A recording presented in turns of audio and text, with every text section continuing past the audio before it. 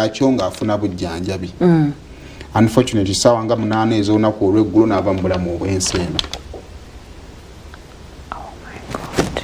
So kakati those are some of the things ebikyagenda maaso nga binoonyereza kyovalaba nti abantu batandise okuteeka adumira poliisi abaasi byakagaba okuvaayo okunnyonnyola okutuufu lwaki amaanyi amangi bwe gatyo gatuuka okuba nga kola ki gakozesebwa.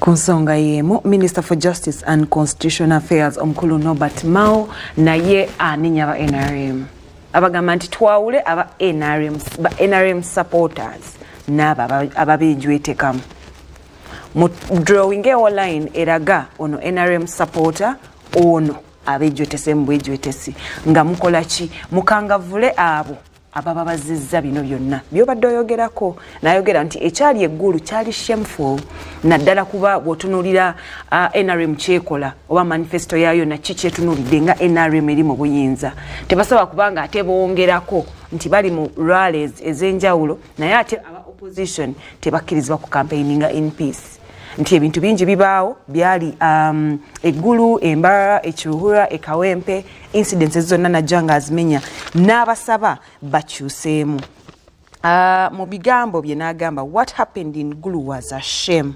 It does not represent what the organized people there do. We must all condemn intolerance. Obutagumiikiriziganya.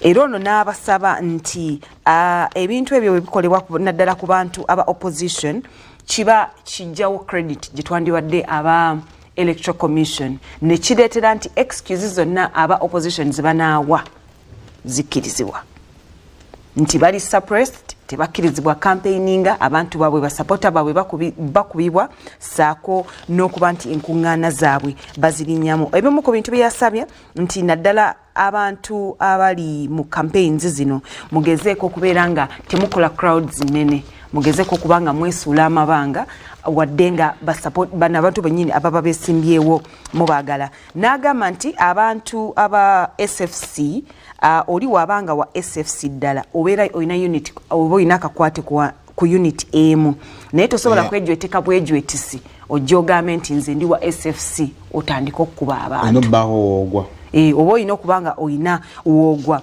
Ate era n'agamba nti katusuubire nti aba senior leaders aba NRM bajja kujja balabike nga bannyonnyola oba bakliyaringa ekintu kino kubanga kisusse okulabika nga kiwulibwa naddala mu bantu ba opposition.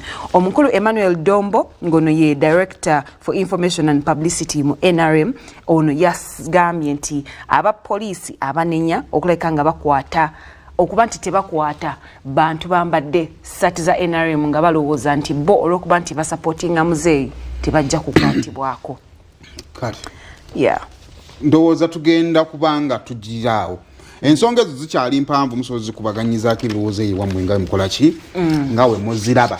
Tukyagenda maaso ne program simula amakyago olunaku olwamawulire gakyali mangi nnyo agakyatambula we tugenda okuba nga tukyayitira olwa